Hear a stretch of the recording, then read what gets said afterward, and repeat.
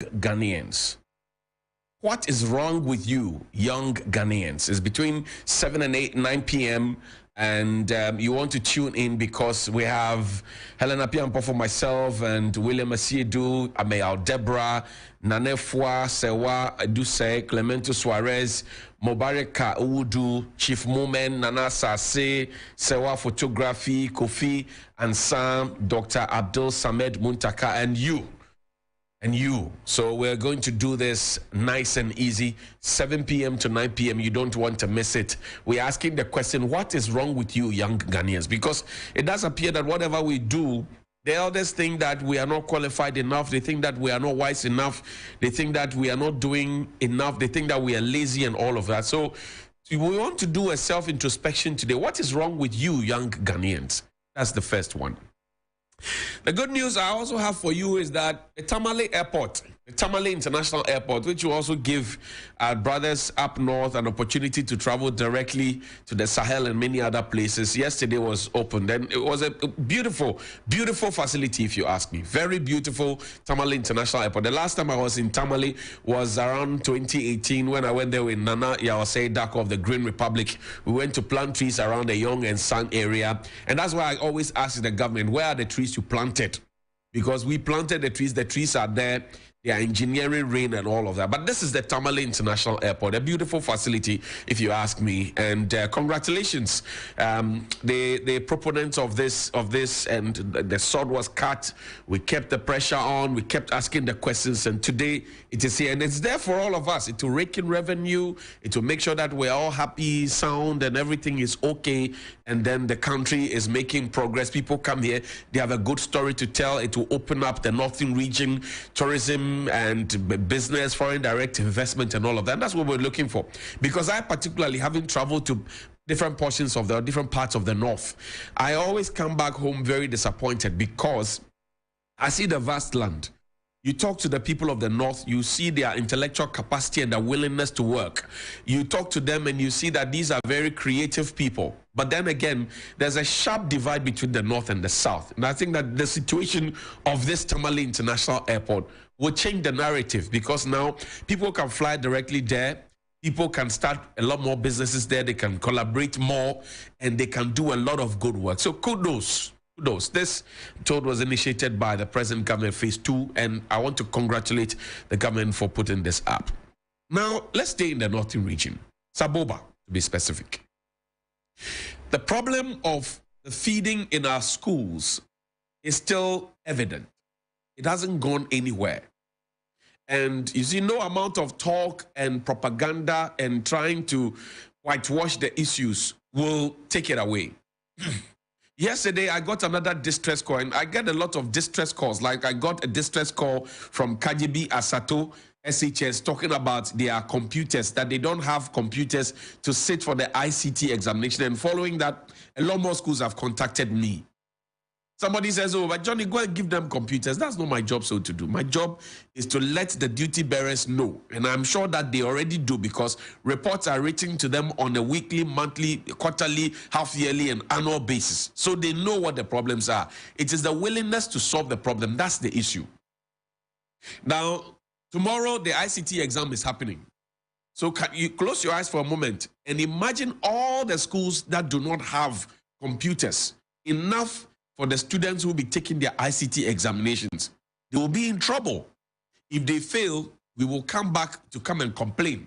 But what we were supposed to have done for them in the first place, we haven't done. Show me the food from the EP secondary school or senior high school in Saboba. This is supposed to be jollof rice.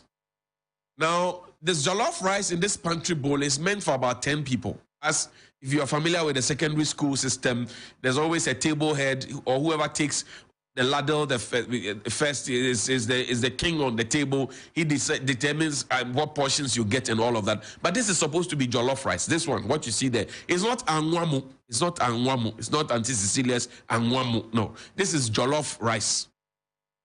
And it was shared at Saboba, EPSHS. This is anwamu. Now, this is the portion that each student got on that table. The portion that each student got on that table is what you see in this green bowl. So if you're a parent and you're sitting at home and you're thinking that your children are being fed and they are being fed fat, as you experienced back in the day when you went to boarding school, please wipe that thing out of your mind now. If you have money, get food stuff and take it to the school, go and support your children. Because your children, and we saw not so long ago, the children say when they go out to meet their other colleagues, they look different from the other colleagues because they look lean.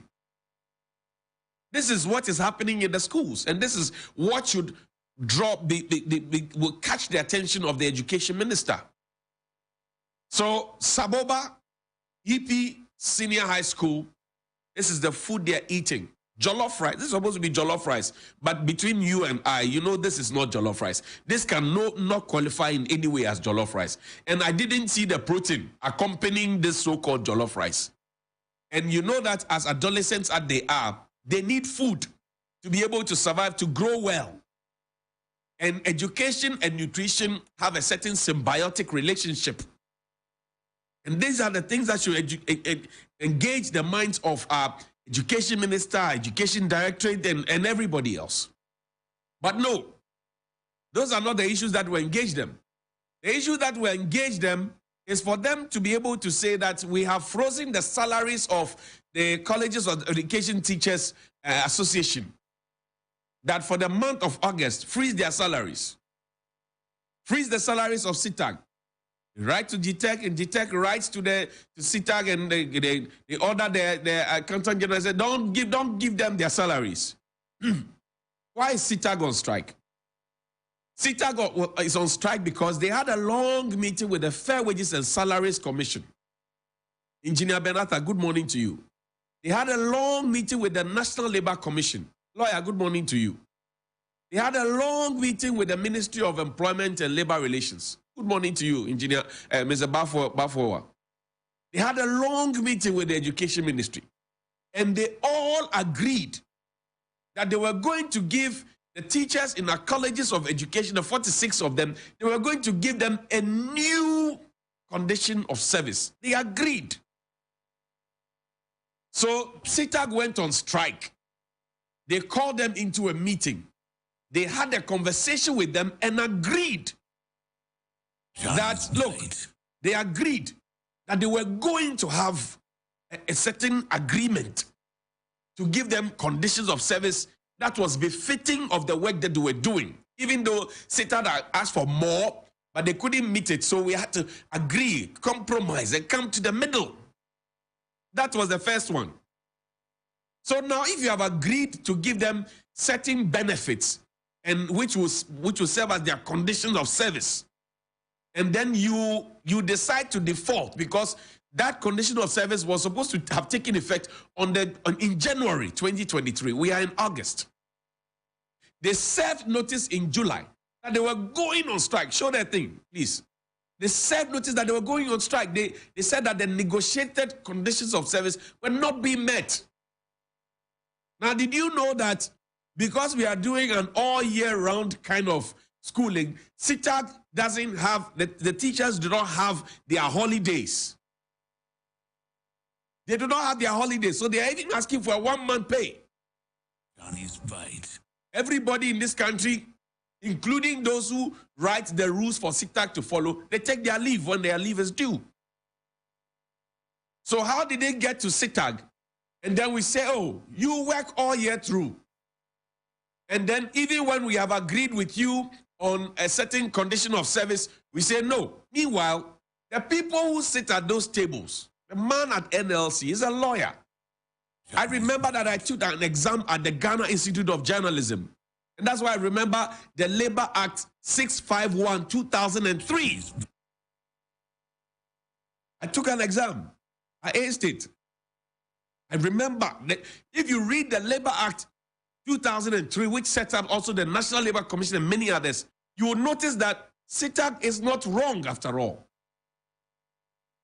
And then the NLC says, oh, I'm giving government an ultimatum, go and fulfill the conditions SITAG gives, so I'm giving you, stop the strike. Boss, they will not take you serious because there's a certain trajectory.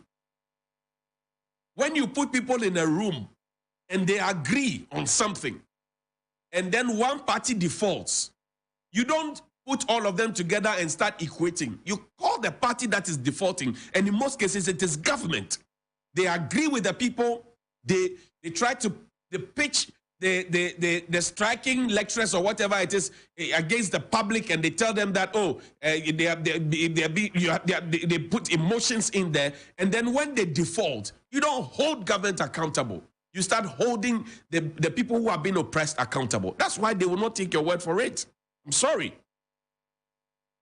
How do we agree on the conditions of service? Government has defaulted on the conditions of service. And the minister has the effrontery to say, cut their salaries, freeze their salaries. In the meantime, that same minister, show me the photo with him and Dr. Bawumia smiling. And somebody mentioned to me that the minister wants to be vice president. If Dr. Bawumia becomes flag bearer, he wants to be the candidate. I'm told that he's going head to head with Dr. Matthew Opoku Prempeh. This is our Minister for Education. He is supposed to be in the office to be working. The basis for which he asked GTech to freeze the salaries of SITAG is because they were not there to work when they were expected to have been at work to be delivering on what their mandate is. So I asked the minister, for all the time that he followed Dr. Bawumia to go and campaign, will it be fair for us to ask for his salaries for those days to be frozen? Will it be fair? Because that is the principle he is putting on SITAG. He is putting that principle on SITAG. So will it be fair if we also ask the minister that Mr. Minister, Dr. Yaw Educhum, MP for Bosumtwi, man who is eyeing the position of the vice president according to his own party people, will it be fair just to treat him the same way he's trying to treat the SITAG people? And you have heard the SITAG people, they say they are not perturbed because you agreed with them on the conditions of service. Your job is to make sure that they are paid what is due them. Equity, justice. But no, we won't do that. We want to show muscle and power. And that's how we have treated Fix the Country. Now it is all over in our faces.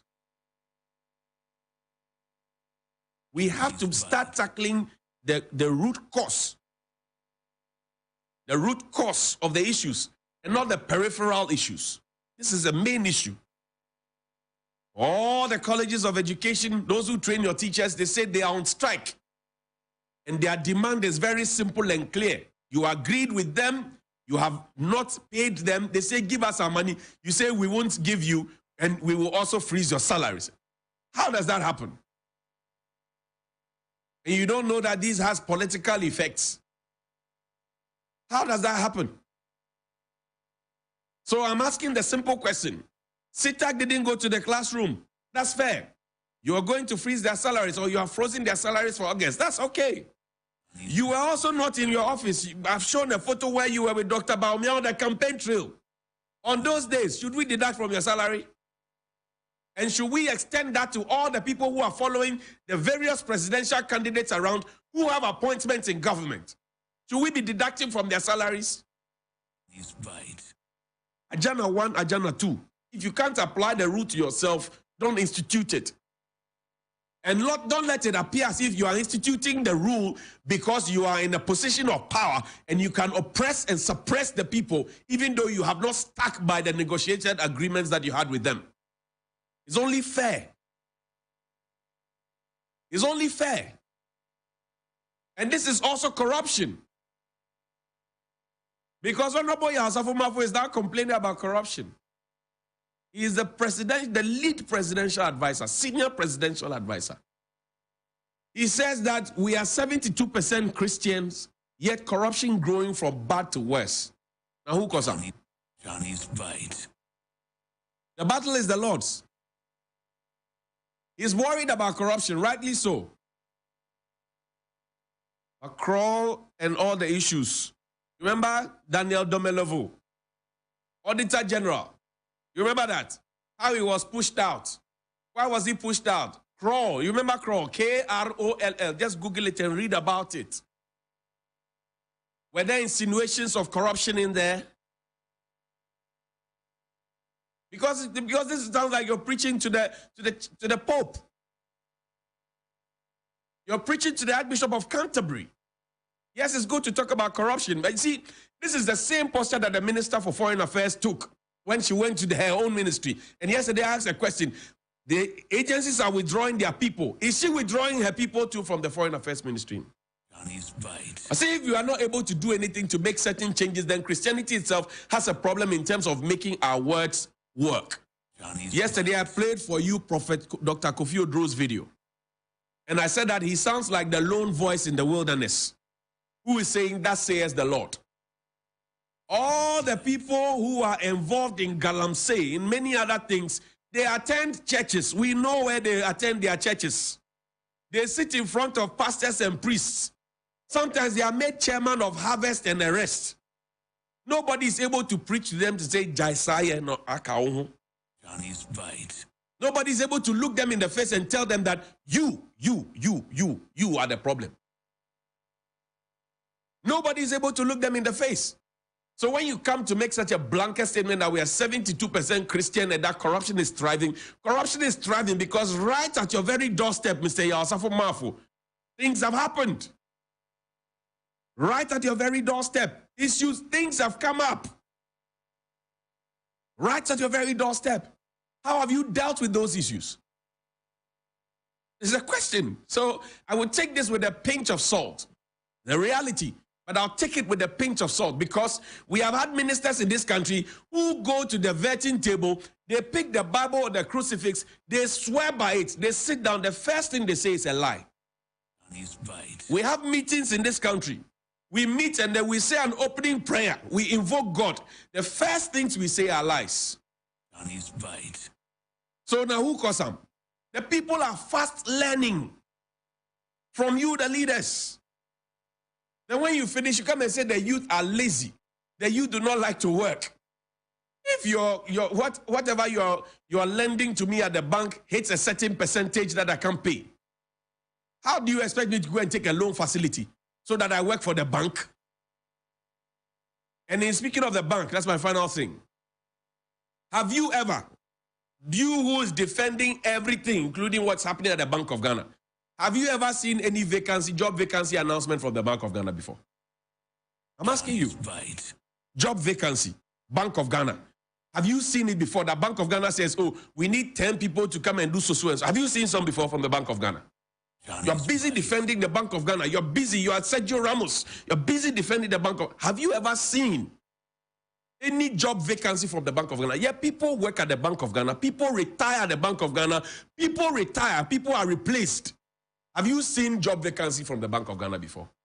You should ask yourself, have you seen it before?